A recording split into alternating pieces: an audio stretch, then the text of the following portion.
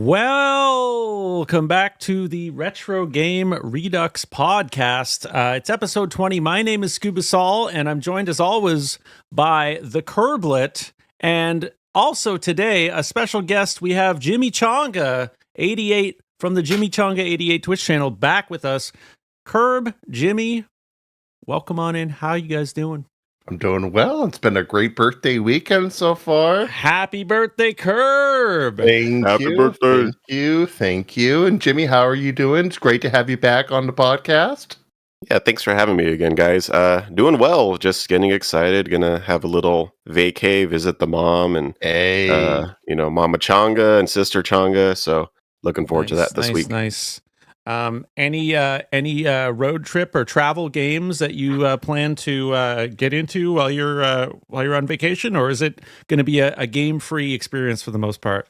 No, dude. Always take the Switch anytime I go anywhere. Switch goes with me for plane ride and just for like chilling at night. But I could get to something new, or I could go tried and true and slay the spire probably the entire time. The Switch is a tried and true companion. That's the ultimate go-to game for me on like traveling around. Like if I'm on the streetcar, if I'm on the subway, it's like slay the spire. Just got to do it. Like I don't care about anything else. Put on a podcast. Slay the Spire. I'm trying to beat Ascension 4 on the Silent right now. Trying to do the heart with that, and it's just really kicking my butt. Like everything is so much more beefy than what I thought was the game. It's like, no, that's just a tutorial. Kirb, what have you been playing lately? Well, I've been getting back into Minecraft with friends. So every Thursday we're playing some Minecraft together with friends who are moving away. Moving to Canada. No way. My best friend of 20 years, her husband is from London, Ontario. Okay. Yeah, the good London. The good London. Yeah. And so they are moving. They were living here in Florida for several years, and now they've decided they want to go to Canada. So they are preparing for the move there to back to London. Nice. Well, just in time for mid-February or right. Like early March weather, I guess. Yeah, they're moving in April actually, so it's just coming into spring, so it's kind of a good time. So I've got a stupid question to ask. Yeah, I always wonder this, and I'm always like I don't want to look stupid when I ask this question. So you play Minecraft with your friends, right? Yes. Mm-hmm. What exactly do you do in Minecraft? We have a lot of mods, stuff like immersive engineering, kind of like in a way kind of steampunky, like machines and stuff like crushers and stuff. We also we build stuff like experience farms, and so we can I don't know what that is though. Can you tell me what like, all those what are these terms things? Basically, we have a mod that lets us carry things around. And we carry mob spawners and put them in things and let them spawn. That's still too complicated. I need let's just mine away at the levels. Baby's first mining experience. Of nerdery. I want to get to the core. We do that too. What do you carry? A mod spawner? A mob spawner. Okay, so what's a there mob? Are these little dungeons you can encounter that spawn these various spawn enemies over and over until you like disable them, and then we carry them back, build an enclosure around them, and have it so you can just spawn as many monsters as it'll appear, and just kill them and get their experience, and use that for enchanting. So a literal experience farm. Yeah, literally an XP farm. That sounds like actual slavery, Kirb. What the fuck are you playing, man? It's not slavery. It's a slaughterhouse. I don't think this game is as innocent as it purports to be. When has it ever been innocent, Scoobs? It's been far from innocent. One day I'm going to play Minecraft. I've only played the sort of like the one that's sort of like there's a bunch of dungeons and stuff, and you go in and it's like a hack and slash kind of thing. You play one of the game spinoffs, basically, right? Yeah, I play that with my nephews. I think it's called Minecraft Dungeons or Minecraft Legends or something like that. I think it's the former, yeah. Dungeons, yeah. Minecraft Dungeons or something. It's pretty fun. It's pretty fun. Okay, so today I've titled this episode, I think it was a pretty good title, The Stick of Your Friend. And the Stick of Your Friend, it's gonna encapsulate both of the things I want to talk about today on the show. So I want to talk about playing difficult games because we all like that in our own way. We're all slightly masochistic in that regard. I'm still playing Dark Souls for the first time. And that's been quite the experience. So the Stick of Your Friend is sort of a quote from my stream that I was playing Battletoads for the first time, and I said, now you're going to eat the stick of your friend. And that sort of has stuck around. One of those AT-AT looking enemies, right? Where you can take the long legs. You beat one up, and then its leg becomes a weapon that you can destroy other enemies with. I remember that one. So, good old quote 72 never fails. Yep. So we're going to talk about difficult games such as Dark Souls, Battletoads. There's so many different types of difficult games. I also want to talk about the other part of that equation, the stick part, because I know all three of us really are into game pads, controllers, sticks in general. Yep. Oh, for sure. All that stuff. So, I've got some stuff to maybe run by you and see what you think. But Curb, I want to know about the thing that you happened upon in the retro game news emporium lately. Something about F-Zero. F-Zero, yeah. So for the past podcast or two, I've been talking about F-Zero in some way or another. Of course, just touching on that, we're talking about how I'm kind of making my own courses over the time. But I've also been working playing F-Zero ROM hacks. Well, as it so happens, a ROM hack of sorts dropped about a week or so ago. Called BS F-Zero Deluxe. BS actually stands for Broadcast Satellite. These are tracks that were basically broadcast on the Satellaview by St. Giga. You may remember that name, Scoobs. Well, I was just thinking about St. Giga because I'm making this ambient record. And one of my biggest sources of inspiration is the St. Giga, radio station that used to broadcast on the Satellaview in Japan. That to me is the ultimate vaporwave music. Just downloading from a satellite to your SNES in the mid-90s, along with your horse racing and your online gaming, your proto-online gaming stuff. So the Satellaview was an attachment that you could buy for your SNES. If you missed that episode, that's a really good one to check out. All the weirdo attachments that have been made for online gaming over the years.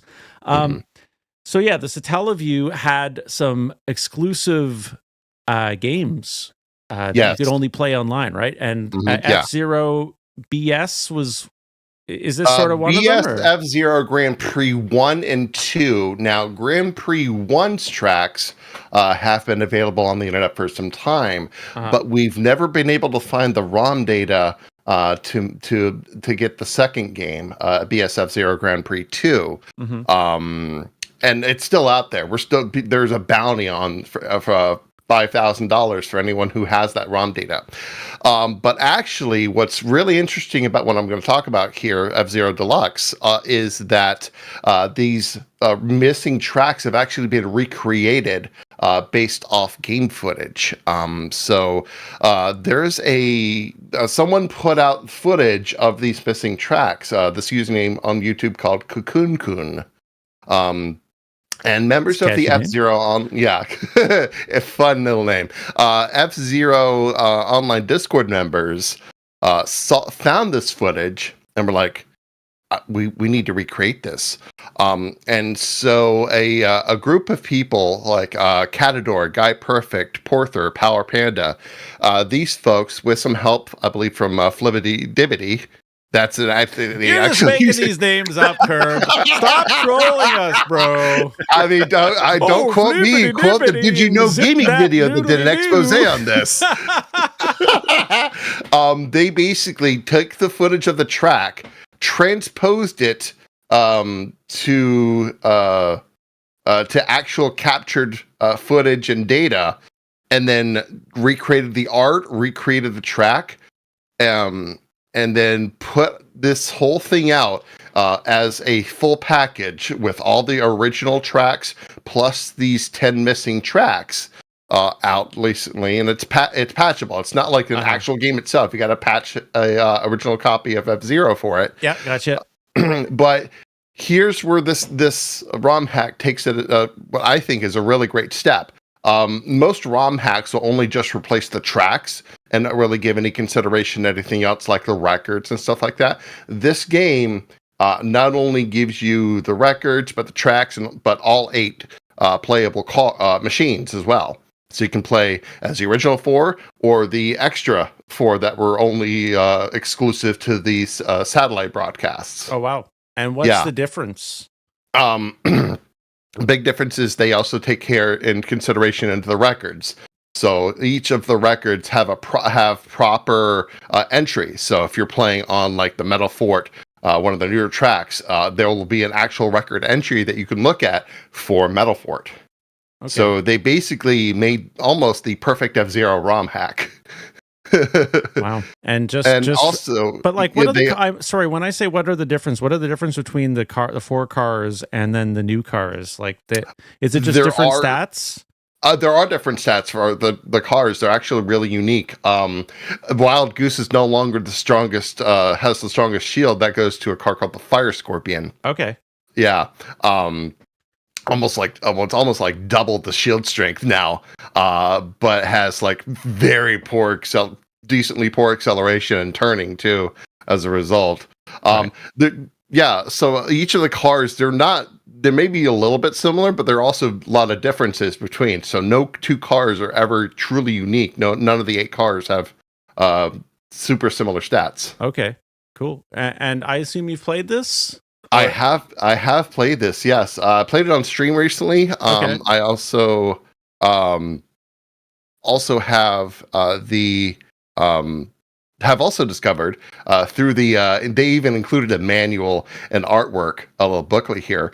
There are also some secret remixes of some of these tracks that they've also included as a secret access.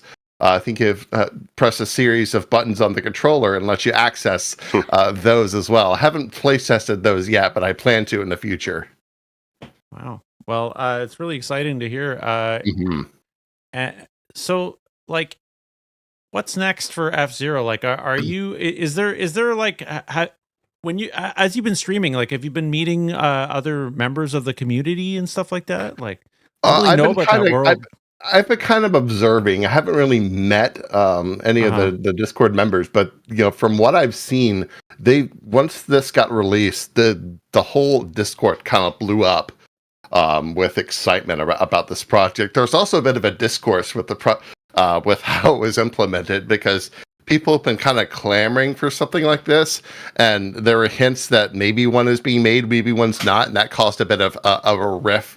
Kind of a civil war in the discourse in the Discord as well, but thankfully with this release, that seems to have abated a lot of that tension that's been happening. So the next step in the process, though, is actually getting music patched in as like an MSU patch, because the original. For those who don't know, what's an MSU patch? MSU is basically CD-ROM quality music being implemented into the game in a way that integrates the music perfectly into the game. Wow. It's if you have, say, like a FX Pack Pro, you can utilize MSU ROMs and audio and stuff into the game.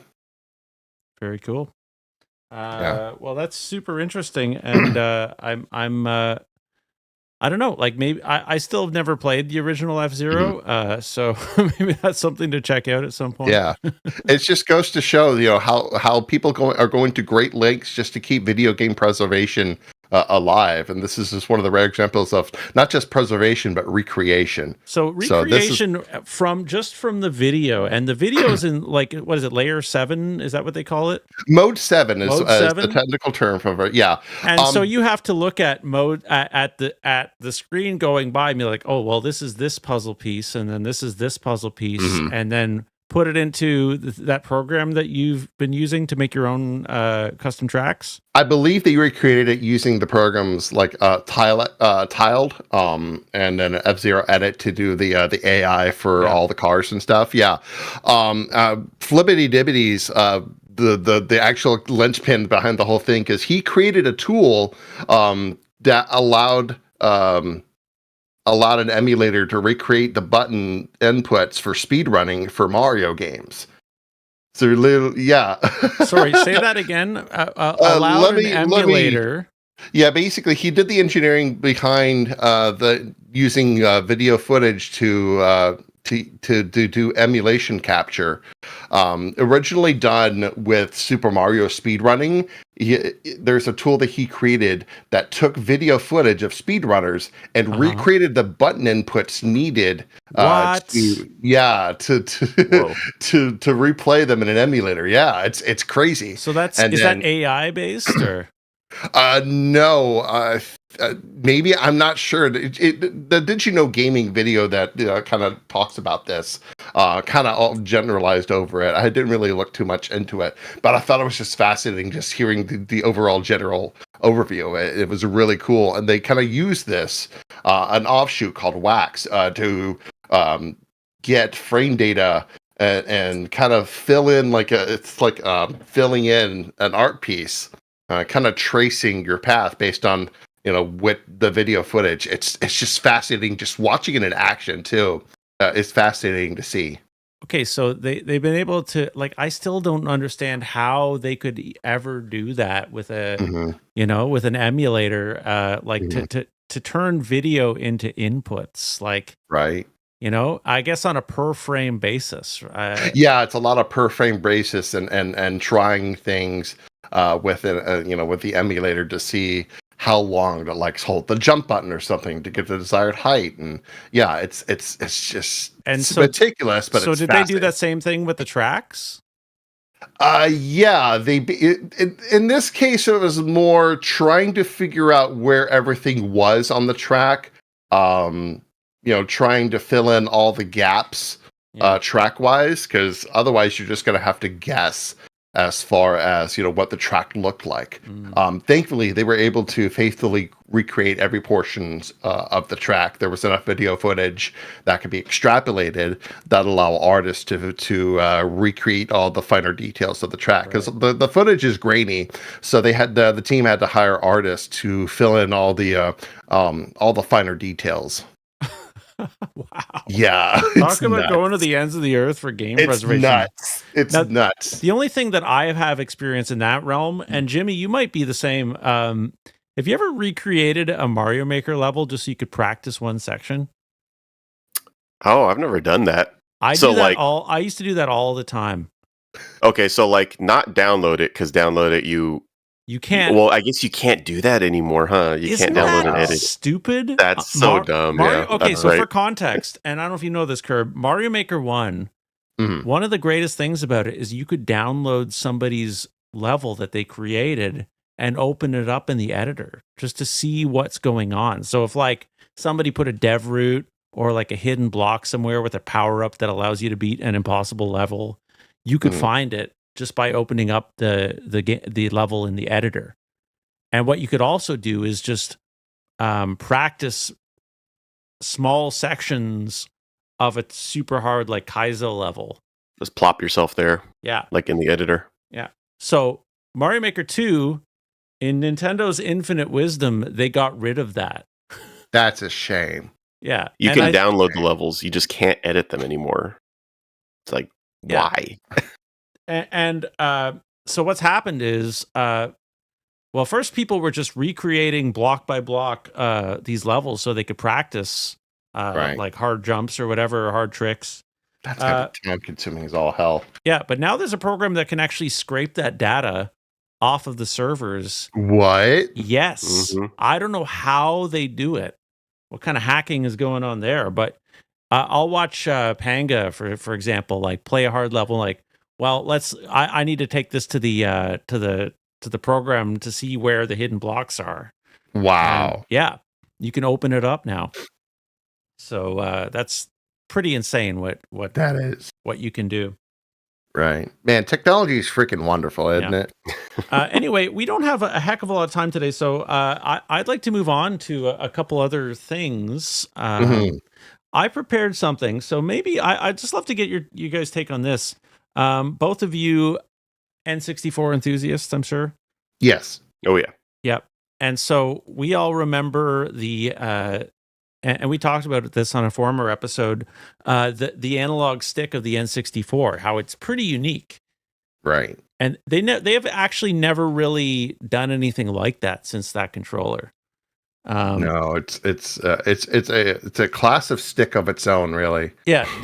So for context, the way that works is most analog sticks, like your Switch controller or PlayStation, Xbox controllers, they've always used what's called a potentiometer, which is basically just like the same thing as like a volume knob, but like XY, like two volume knobs sort of put together, like where you can have like, somewhere between 1 and 0, and it'll record that value for both access. The way it works on an N64 is there's it's kind of like sort of a gyroscope type thing. Like there's actually like little wheels that spin, and there's an optical encoder.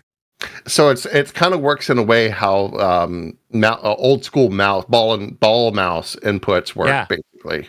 Yeah. So so basically what that allows you to do is it's like a finer grain detail of control. Oh, okay. Yeah, and I really noticed it when when was the last time you guys played Mario 64 with an actual N64 controller?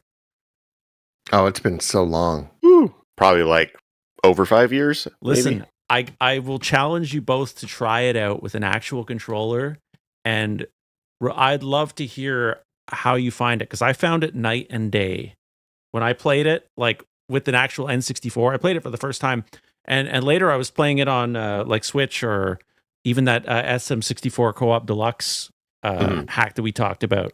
Yeah, and with a regular controller, like it's fine, but it's not the same level of detail. And speedrunners kind of depend on this when running Mario 64 specifically. Right. Here's the problem, though. That controller design, as we all know from the Mario Party days, it becomes like the mortar and pestle, as I've described it. So, a palm grinder. Yeah, as you use that stick over and over again, it degrades and it basically turns into dust. So these controllers don't last forever. He's not saying that metaphorically. It will turn to dust. Yeah, literal dust. As I know, because I had to replace my my stick at one point. So, since Nintendo stopped making these controllers in the late 90s, early 2000s, right? There's a limited supply of original controllers. So speedrunners at one point were, and still today, are hoarding new and very good quality controllers just to have a supply of them, because they'll wear out, especially if you're a speedrunner. If you're running Mario 64, playing that for hours a day, like that's a lot of dust. That is a lot. And so I watched this video, and I forget, I'll put the link up in the show notes once we're done, but someone was talking about basically all the different solutions people have had to this problem. Right. And so somebody, I forget their name. Retromeister. Was it Retromeister who was talking about this? Yes, that's right. So in 2018, this guy named Linus Hoffman, who was a machinist, he created a titanium like stick and bowl replacement for the N64. Wow. Which is huge because, you know, if you think about it, the durability between titanium and plastic is, I would say, significant. But how does that feel, though? Like, being titanium, does that just feel heavier? Well, titanium is a somewhat lightweight but still strong steel. They use it in a lot of medical in the medical field. Right. But still, like, I like understanding that, but still, like, it's got to have a different feel to it. Oh yeah, I'm sure it does. But for better or worse, it lasts, right? And you know, N64 controllers over time, they won't go all the way like left and right, up and down. There's even there's even a little program, like somebody made a little like a homebrew program where you can calibrate your controller. And so people have tried different things over the years, running like GameCube sticks in there as a replacement. And it's not the same because they're not gated in the same way. It's like a different. It's like it's more of a square than an octagon, if that makes sense. Mm-hmm. And so so the titanium steel stick was like, it's, you know, huge hype in that. But as a lot of these sort of crowd-funded Kickstarter-y things go, there was a lot of waiting around and a lot of disappointment when 400 of them around 4 of them were made. And then everyone else kind of got left out in the lurch. Was he like doing this all on his own or something? Yeah, it was one guy, just him. That's in tough. a machine shop, just making these, and he still had to find like good donor sticks to put them in. So it wasn't. Oh, he wasn't just doing the stick; he was doing the whole controller. Well, he was doing the whole controller with his custom stick in there. No wonder. I mean, if he had just sold the stick themselves and then let people put their own stick in, I would think he would do a lot better. Yeah, I think so. But you know, hindsight is 2020. Right. So that didn't work out. So there's a bunch of, basically it's a really cool video. I'm not going to go through every little point, but you know, all these different solutions just so people can keep playing the retro games they love. And what's the craziest thing is Nintendo themselves even put out a new N64 controller, as you guys remember, 2021, Nintendo Switch Online. That controller it looks like an N64 controller. Yeah. But inside, it's just a potentiometer. I knew it. Damn you, I knew it. Got him. I bet people just took apart, just expecting to hopefully find the original so they can, work with perfect parts. But nope, I guess not. Anyway, like, I just thought that was a really cool video. But what they didn't cover is the thing that I use to replace my stick, which is this cheap, like, replacement parts from this company called Kitschbent. And I think it cost me $10, including shipping, for like 3 replacement sticks and bowls and gears and all of these parts. And it just works. But wow, what I wanted to talk about after all of that is, like, I want to get your guys' take on how important are your controllers to you when playing games. Like, do you have preferences? Do you have specific controllers that you like?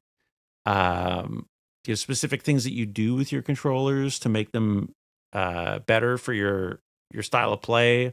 All that stuff. Jimmy, I know that you're pretty particular about your controllers. Oh, really? No. Well, I'll say I'm not so much particular about my controllers. Because, like, honestly, like, for like anything I'd be doing on the computer, I just bought like a $15 Logitech, little controller. So that's what you use for PC stuff. That's what I use for basically like Mega Man Maker and like almost everything I do on there. But for like one Christmas, I got a wired Pro controller, Switch Pro controller. Yeah, and I started using that one. Yeah, you use that one when you're here, and like I use that one now for games that support it because for whatever reason, like Mega Man Maker just doesn't work with it anymore. Okay. So like I use that for like different things like Risk of Rain 2 and stuff like that. Yeah. So I've been using that for Yakuza Like a Dragon. Heck yeah. Because that was my go-to. I'm like, yeah, let's grab this controller. So like the controller itself doesn't really matter to me, but it's the button layout. That's what fucking matters. So I want to talk to you about this because I was watching you play Like a Dragon, and the first thing before the game was even fired up, you're just like, okay, I got to switch to A and B because I don't want A to be confirmed. I want B to be confirmed. Wait a second. Okay, so Scoobs was there. I'm like, okay, Scoobs, I'm finally turning on Like a Dragon. He bought it for me so I could play this game. So I'm like, okay, I'm finally turning it on. Let's do this.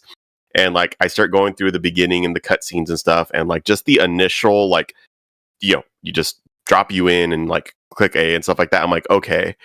I'm seeing that this button, the bottom button, is like the confirm, and the right button's like the back button. And I'm used to on a Switch controller it being like the opposite. So I'm like, let me go change it. Like, this is annoying. But with Like a Dragon, there's like 15 fucking tabs, and each one's like for every thing you do in the game. It's like walking around town, first person, mahjong, and like all this stuff, and you have to change it in every fucking tab. You can't do a change all. So like when you go into the battles, it actually shows you like the button layout, and it's like each action's assigned to a button. So the problem is it doesn't swap on the UI. So like I'm hitting the button to it like that I think is to attack, and it's actually doing the right button. And so I just said, all right. And Scoobs the whole time was like, dude, can you just play the game? Like, stop messing with the controller. Yeah, and it's not that hard to like switch your brain, For me, like, I'm an old guy, and like I go both ways with the A and B sort of situation pretty easily. This is my opinion, but I'm not trying to tell you how to live or how to game. I just thought it was interesting. It felt so wrong. And what was funny when I said like, all right, screw it, I'm just doing it, I'm putting it back because that's just the game needs to be played that way. And I just was like, oh, you know what, I'll just consider it like PlayStation, because PlayStation X is your confirm button and O or circle is your back button. And I'm like, okay, I'll just like think of it in PlayStation terms, and now I'm fine. So it was just this weird like kind of, I guess like my brain seeing the controller I'm holding and then wanting to make that function like I'm used to that controller functioning. So it was pretty interesting.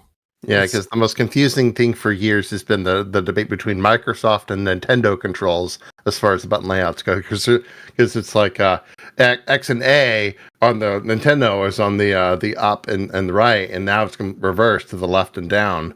So that's always confused. It still confuses me today sometimes. It's like I push A. Okay, I put A. Why did it go back? What happened? Hold on. Yeah, exactly. So you gotta remember which style of control you're using. It's like ultimately it's like, do you bend the game to fit your will, or do you bend your will to fit the game? Mind over matter, right? Right. Any other controller quirks and preferences and stuff, Jimmy? Do you just start? I think like I thought that you were a little more particular about what you use, but if you're just using not even a fancy controller usually. No, $15 Logitech controller, and that replaced my old $15 Logitech controller I used for like 15 years. So wow.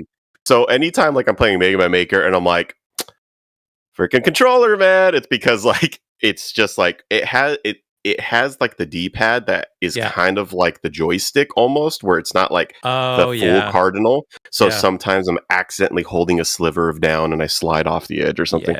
So like stuff like that. So yeah, I'm not particular about the controllers, but like the button layouts. Like if I'm playing a Mega Man game, I need dash on one of the shoulder buttons. Yeah. And then like usually like a LR or whatever it's called, like a L2 whatever, and then I'll have L1 and R1 be like weapon swapping, and like totally. I have to have it that way. So that's something I always do. Yeah, and I as somebody who didn't even play Mega Man X back in the day, I absolutely needed it to be that way too. Like I couldn't play Mega Man X without swapping the config around, where I think I have like R as my dash or something, and I think you have L as your dash. Yeah, I use L. Yeah. I mine was more perseverance over the standard controls. I always used A as my dash. So wow. How do you even play the game like that, dude? I mean, you either have to choose to dash or jump, right? I can do both.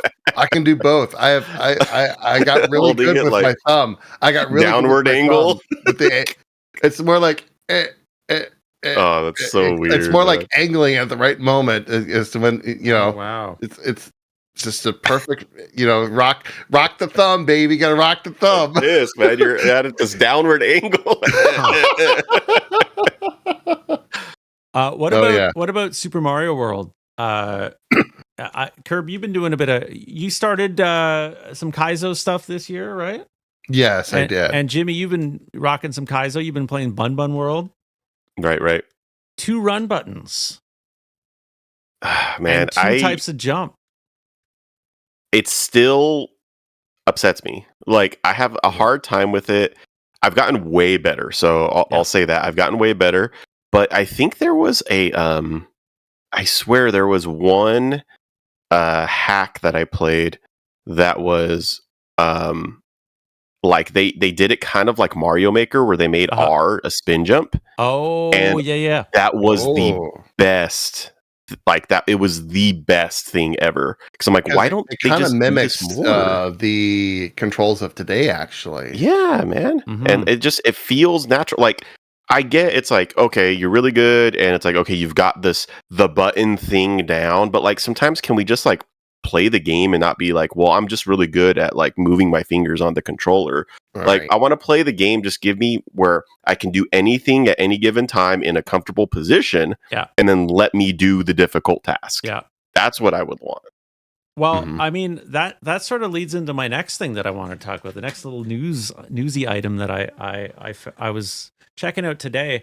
You guys play. You guys have both played this game. I've never played Super Smash Brothers Melee. Yep. Oh yeah. But that's sort of definitely the most competitive one, right? Is it not, or one of the most competitive ones? It's still played today competitively. It's a game that won't die in the competitive scene. Yeah, it just functions so well. Like when they went on through further games, they like made slip mechanics and they made things move differently. The wave dashing, all that stuff. So. Yeah, people just really hung on to Melee. So the thing about Melee is it's played with GameCube controllers traditionally, because it's a GameCube game. But do you know how many different types of GameCube controllers that Nintendo alone made? I think like 5 or 6. Yeah, like you're not talking like colors, you're talking like just like the same looking one, but there's different shit inside, like different, like different, and like even within similar, like the same model. There's a thing that people talk about called snapback, where like if you flick left, a good controller will not give you a snapback to a quick R. Yeah.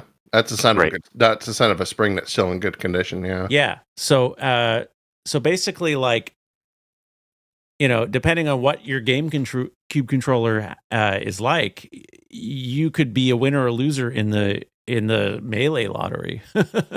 Like it's kind of like racing a car, and that's the difference between good shocks and bad shocks. Yeah. It's gonna, And then there's this other things. Do you guys know about shield drop and Firefox notches? You know what shield drop and fire? Okay, so shield drop allows you to hold your shield up while you drop down to the next platform. So there's a specific angle on the controller that you can hold on the actual analog stick that allows you to. It's sort of like, it's not quite like down and left together. Right. It's a little bit more left than down, but it allows you to drop down while your shield is holding up. And so some controllers can't do that on both directions. So what people were doing is they were like swapping out the best parts for, a stick that will allow you to do that, but also putting a little notch in the 8-way gate so you can automatically find it. What are they, like filing it down or something? Yeah, just filing a little notch where your controller could hang out. And the same thing with something called Firefox. I don't know what that is, but anyone who plays Melee who's listening to this will competitively will know what that means. But some people were against that. Like, what do you guys think? Like, should people be allowed to modify their controllers for a competition like that? Okay, so I'll chime in on this. I think if you are replacing stuff like springs, to get to help prevent snapback, that's stuff like that. That's one thing. Replacing contact points to make sure that a connection's good. Mm-hmm. I think that's one thing. But modifying a controller other than how it was originally designed, I think that could, in its own way, anything that provides a guide point to do a specific move, like filing down parts of the controller, I think that can be grounds for cheating, I think. Right. But if you're replacing parts with good quality versions to help get a particular button in its best condition that it can be for how it was originally designed, I think that's fine. Yeah, I'm kind of like in the same boat there because, like you said, if the different controllers that Nintendo made, they're not all created equal, right? Mm-hmm. So, like, I'm good with leveling the playing ground in that regard. Like Curb said, all the quality parts. But yeah, like actually like digging in, like I said, filing down, making like mechanical kind of tweaks to that for an advantage does feel like cheating to me. It's to me, it's like the difference between NASCAR and like F1 or something. There's different companies with different engines and different whatever in F1, right? And then NASCAR is ostensibly the same car. Am I understanding that right? I don't know anything about racing, but I think that's what NASCAR is. Like everyone has the same basic car that they race. Mm-hmm. Anyway, like I agree with you, but it was so prevalent that they just let it happen. And some of the biggest competitors, notably Leffen is his name, was very against it. And I was just like, I'm just going to stop competing because it's unfair. It's unfair. So I kind of equate it to like creating shortcuts. It's like, yeah, sure, it's fine. It's gonna give you an advantage, but now you're just going to rely on that modification in order to do well. And what if the controller breaks? What if something bad happens to it? Totally. Oh well, you just people have lost competitions based on their controller breaking. Exactly. Cut to here's what you might not know though is in 2017. You guys both know who Dan Salvato is? I do know who Dan Salvato is. Okay, so Dan Salvato created a ROM hack for Melee called UCF, Universal Controller Fix. And what he did with that was like, okay, everyone's got different shit. Everyone's got different controllers. Here is a ROM hack that levels the playing field. It prevents snapback. It allows you to more easily do Firefox and shield drop. And it basically makes it so, because, some game controllers are so out of whack with the others that you can go left and right further on the stick, which allows your character to move faster. Right. So this one is basically the great equalizer. And that sounds like the greatest idea ever. And everyone liked it except for one entity. And I wonder if you can guess who didn't like the ROM hack fix. Big Papa Nintendo. I'm having a sneaking suspicion. Boom. Bingo. Yeah. So not even surprised. Yeah. So apparently it's been like an open secret for the last little bit that UCF is just part of all Melee competitions, which I think is a fucking great idea, personally. Yeah. But now there's this new thing, which takes it even further. Have you guys seen these like Hitbox type, these box type controllers that are all just like switches? Yeah, I've talked about that on a previous episode of the podcast. Yeah, we talked about arcade sticks and these hitboxes too. Yeah, have you seen those, Jimmy? Where like there's not even a D-pad or a joystick; it's all just buttons, like ergonomic buttons. Not ergonomic buttons. So what? A keyboard? No, it's just like arcade, like arcade Sanwa switches, like just like arcade buttons. That's I've never seen that. I remember you guys talking about stuff, but I didn't know that's exactly what you're referring to. It's like, like the best Celeste players, they use keyboard because it's more precise, right? I guess. Jimmy doesn't like it. See, there's this because it's the same shit with Mega Man Maker. There's like people who are like keyboard is superior, and it's like just grab a controller and play the game, man. Like it's fucking intended. So are you saying keyboard is not superior? I'm not saying either superior. I don't care. I just anytime people start making that, it brought back those things of people saying, "Oh, well, you got to play on keyboard. It's because you're playing on a controller." It's like, dude, either works. Just fucking play the game, man. Just play the game. Keep coping. Yeah. But anyway. but there's a little. I sense a little disdain in there for the keyboard players.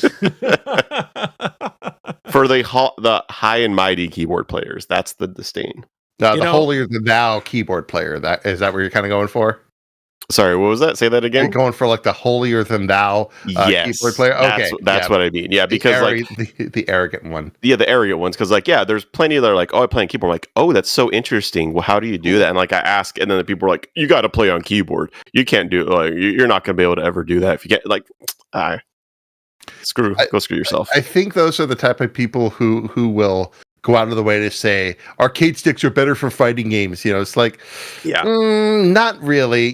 There's plenty of evidence to back that up too. It's like the best thing for a game is whatever works for the person who's best at it. That's what is the best. Well, I agree. It doesn't 100%. Matter. I agree, except in the Melee instance, for example, like Leffen, for example, he's like any new player can pick up one of these hitboxes and do things that would take years for someone to learn on a GameCube controller, and excel at the competitive level because of that. So this is like it's such a cheat, but because of COVID and more people playing online, people needing something to do, people have been building these things, and they've become so popular that they can't really be banned at this point in competition. I don't think it should be banned. And I mean, here's the thing: the younger players are making use of hitboxes because here, one thing that players like Leffen need to also take into account is because you're kind of in a way stuck on the controller types and methods that you grew up with muscle memory. These kids have a lot more plasticity in their brain to learn these new types of controllers and are taking advantage of how to use these control types. And so it's not just what it is. It's how what you're using to play. It's how you use it too, and how you're learning to use them. And younger players going to have a lot more ability to learn things quicker and integrate it more into their play style than an older player like maybe Leffen might not have taken into account. Well, he's actually been playing with Hitbox as a result. Well, okay. I was just gonna let you cook for a bit, but yeah. Let me dig my own grave there. But I won't take it back. I mean, that's stuff like as we get older, things get a little harder to learn and put into muscle memory because you're so used to what you worked with back in the day. So. Yeah, and as someone who is a bit older, no fucking shit. I was like, "Are you gonna speak up, Scoops?" Well, I mean, we don't have too much time, but I want to talk about hard games before we wrap up. We got about 8-10 minutes, but like I've been playing Dark Souls for the first time. And okay, so the greatest thing about playing it, how I've been playing it, is I haven't looked at any walkthroughs. I haven't looked at any like videos. I haven't looked at anybody else playing the game. I've seen people play the game, but that has filtered in one eyeball and out the fucking back of my head so fast I don't remember. So it's a truly just fresh experience for me. And it's been so freeing not to have to compare myself to people who are good at the game. Mm-hmm. But I think people find it like I haven't had this many concurrent viewers in so long. Just like people who know the game so well and just want to see it with fresh eyes and stuff like that. But I recently installed a little program called DS Deaths, which it sits in RAM, and it basically it snoops into the memory of the game and figures out how many times you've died on the save. And I'm over 1100 at this point. Oh wow, it's at 1100 already. Yeah, so I'm like, well, that must be like, I mean, I'm not that bad at video games, but I actually looked up stupidly. Why? How many times did you die on your first Dark Souls playthrough? And the median was 600. Wow. Yeah, the median was 600. Yikes. But most people, the average was 600, but the median was like 200 and something. But like the chart, it went steeply up at the very right edge of it. So like there were a few dozen people like me just totally fucking skewing the numbers. Throwing the curve, man. Yeah. But like, you know what? I don't care. Like I still, the reason why I've stuck with it is because I really like the gameplay. I love the feel of swinging that sword and doing a parry. And it just very heavy and satisfying, right?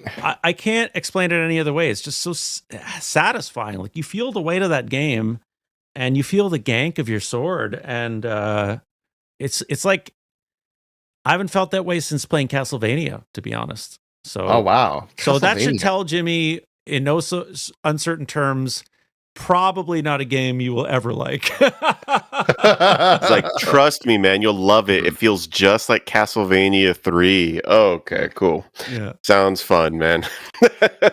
Dude, I know you'd destroy that game though, and I know that you would love it, but it would be a very steep. It would take a lot of brain plasticity for you to accept its ways. And I don't think that you really. I don't think I can accept it. I think I'm too stubborn to accept its ways is the problem. Yeah. So let's just talk about difficult games. What's the most difficult game that you've ever played, Jimmy? If you could without thinking. Like I want to say like Battletoads. That's up there. That's difficult. But like you said, it's like it's a script. It's really a solo. Yep. You learn the solo, and then once you learn it, like okay, I got game over in Turbo Tunnel, and then next time you're like, okay, yeah, I got game over in the 4th level, and like you never game over there again because you've learned that part of the solo, right? But that was probably the most memorizer. Difficult. Mm-hmm. Yeah. So memorizing stuff is pretty difficult for most people. I for some reason, like the way my brain works is like that's the only way I play is memorization. So Battletoads was actually not the most difficult game I've ever played. Yeah. I would say I'm trying to think what was harder. Like, I mean, the only one that I've ever noped out on was actually a memorizer as well, which is Echo the Dolphin. Okay, wow. But stuff like stuff that has like insane reaction time, like Sonic games are very hard for me. Mega Man's very hard for me. Like I don't think I know how to play those games the way they need to be played. Whereas Jimmy is like, your reaction time is off the charts. Like you can play that stuff. Yeah, the shake really and bake, as you call it. Yeah. That's what I like. I like the shake and bake. Give me a set of moves. Give me enemies that can do a set of moves, and then let me figure it out as it happens real time. Mm-hmm. That's what I like to do. Curb. But what about Curb? Hardest game? I would say Super Meat Boy. That's a tough one. Yeah. Yes, that's a very tough one. Oh, the most precise platform you'll ever have to play, I think, would be with Super Meat Boy. Because, the controls are tight as all get out, but the physics, can also get you in trouble. If you're, you have to precisely, calculate where you need to land. Mm-hmm. And what I love about the game, though, is like when you finish a level, it plays all at once every single one of your past failures. Well, I've decided I'm going to do a death supercut for Dark Souls. So I'm gonna. Herb, I might need some editing help on that. If you feel like, okay.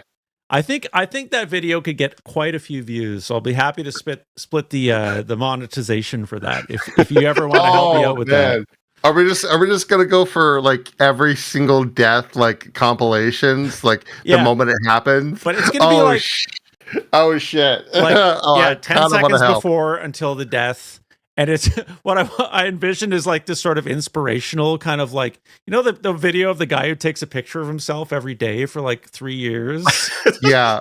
Like oh god, if you're stuck on a particular boss, I'm just gonna cut in like the moment the swipe happens that kills you, just go dish, dish, dish, dish, dish. And then when you finally beat the boss, I'm gonna have like a 10-second thing of it.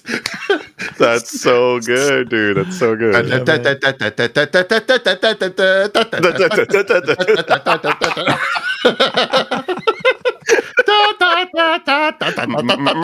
time this. I'm good at that stuff. Oh my gosh. See, I was thinking more like touchy-feely, you know, like, you know, just like the inspirational piano and strings thing, like Nah. No, you don't even get it, Curb. This is inspirational. This isn't comedy. This is like, you can do it. You're climbing Mount Everest. Curb, just wink at him, say, I get it, and wink at him, and then, you know, do your thing. Okay, we'll have a Curb cat. Well, listen, any final thoughts on hard games, controllers, video gaming in general, general life experiences, anything you guys want to say? Closing thoughts. I think they're as incredibly valuable pieces of gaming history as all the easy games in the world. I think they should be just as celebrated as any other game.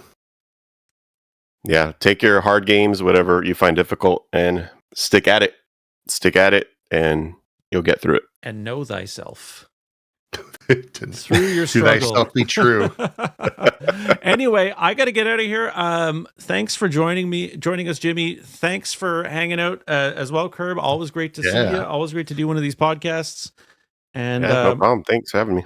Yeah, hopefully we'll be back next week with more video game stuff. But until then, I implore both of you and anyone listening to keep on gaming. Keep on gaming. Keep on gaming.